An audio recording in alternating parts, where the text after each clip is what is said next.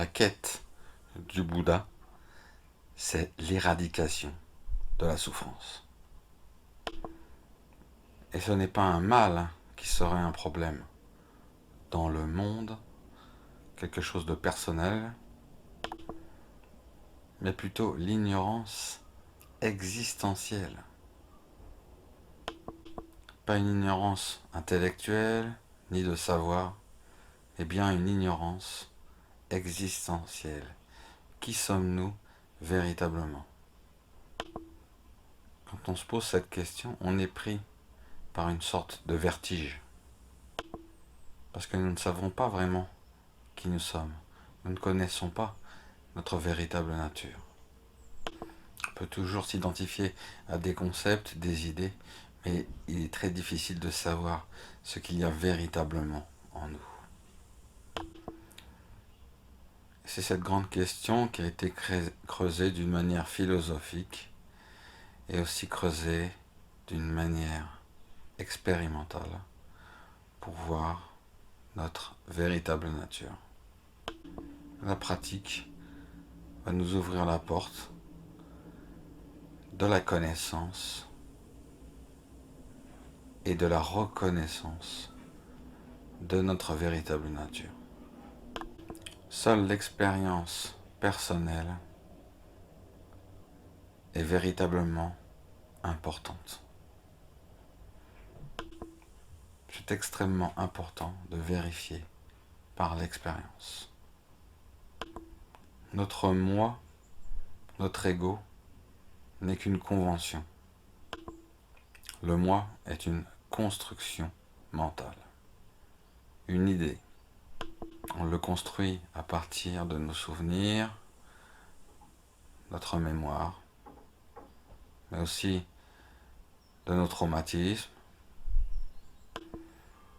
Le moi va être comme un bricolage intellectuel de tout ce que nous allons ramasser sur notre route.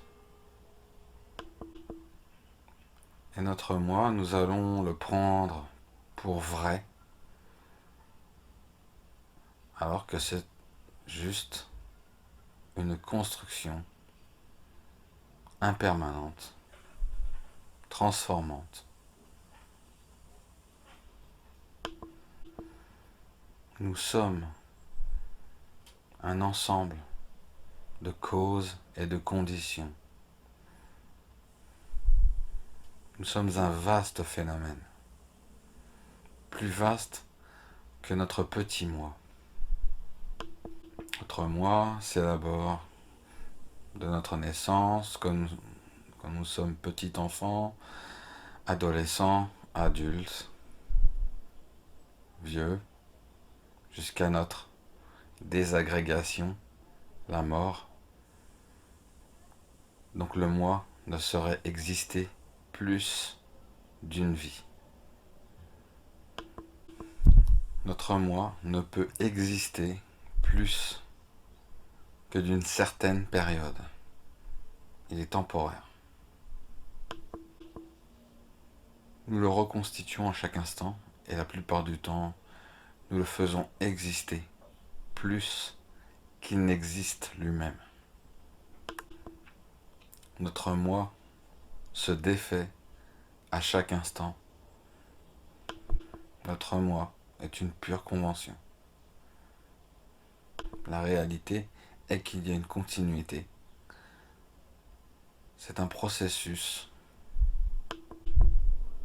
Et il arrive que nous réagissions à tous ces processus. Nous revenons au passé. La réaction. C'est notre esprit le patron. Notre ego est juste un serviteur de l'esprit. Étant donné que les choses nous échappent à chaque instant, nous avons la douleur de l'impermanence. Quand on essaye d'attraper, de saisir, eh bien ça ne marche pas. On ne peut rien posséder. C'est la souffrance de la transformation.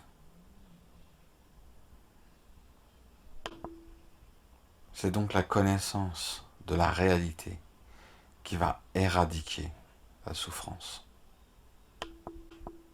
Si nous arrivons à regarder ce qu'il y a derrière les apparences, le germe de la souffrance devient inexistant. Et c'est cela que l'on appelle une libération. La libération, c'est une transcendance. Dans l'état de Bouddha, nous ne sommes plus dans la condition humaine, puisque tout concept disparaît aux yeux de la réalité. Devenir un bodhisattva, c'est rechercher l'éveil pour le bien de tous les êtres. Il serait totalement absurde de rechercher l'éveil seulement pour soi-même. Cela n'aurait aucun sens. En laissant tous les êtres souffrir sans leur donner la moindre chance de libération, d'accomplissement. L'altruisme, l'amour, la compassion, c'est fondamental. C'est ce qui nous unit, c'est le lien.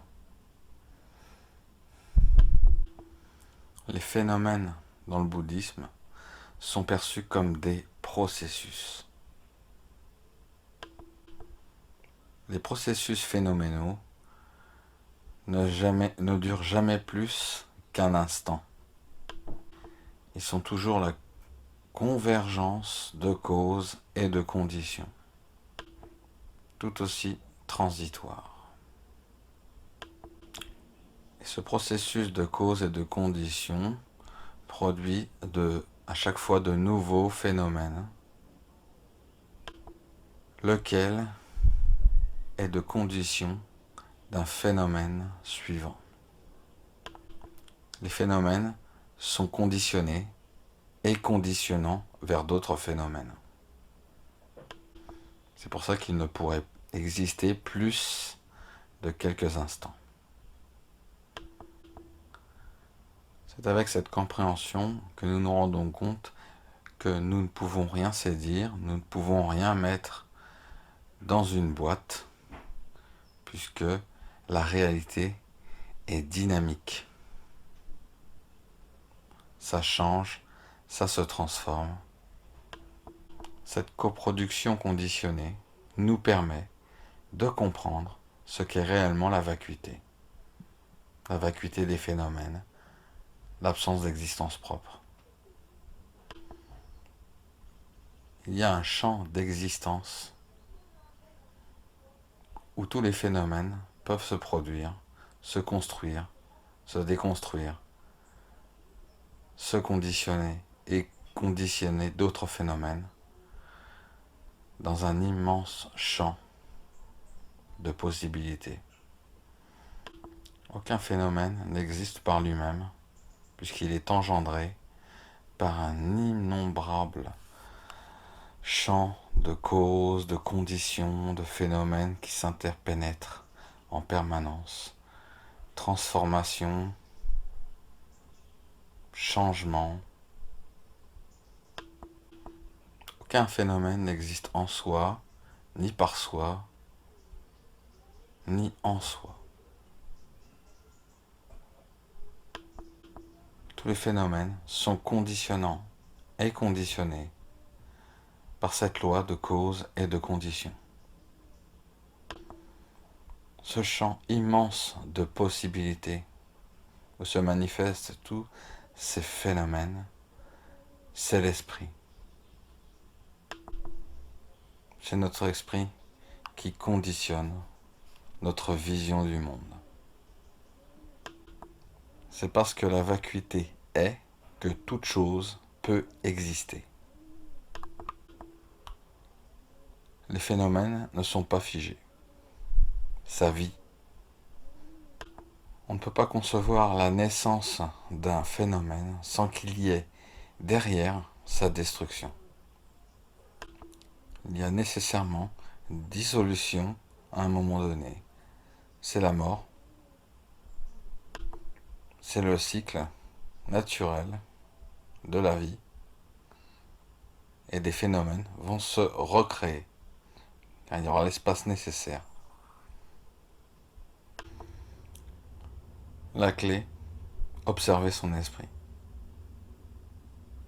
C'est la méditation. C'est la voie de l'autolibération, car ce processus d'observation va nous détricoter de tous nos conditionnements. Et dans la pratique, nous apprenons à nous détendre par rapport à tout ça, pour favoriser ce détricotage. Nous laissons être nos pensées, nous laissons être nos émotions, nous favorisons leur autolibération. Nous pouvons faire ce pas de côté et nous détendre, laisser cette autolibération naturelle faire le travail. Nous allons rencontrer notre véritable nature, qui est à la fois espace et connaissance, qui nous permet d'appréhender tous les phénomènes. Cette nature n'est pas conditionnée, elle est impolluée. Elle est comme ce cristal que nous posons sur un tissu rouge. Elle est impolluée par le rouge, même si en apparence, ce cristal devient rouge. Elle est comme ce miroir où se reflètent tous les phénomènes, mais n'est jamais touchée par les phénomènes qui se reflètent au miroir. Elle est inconditionnée et elle est au-delà du temps. Elle est perfection. Et c'est la grande clé de notre transcendance intérieure pour aller au-delà, mais qui est toujours là. Présence spontanée, ici et maintenant.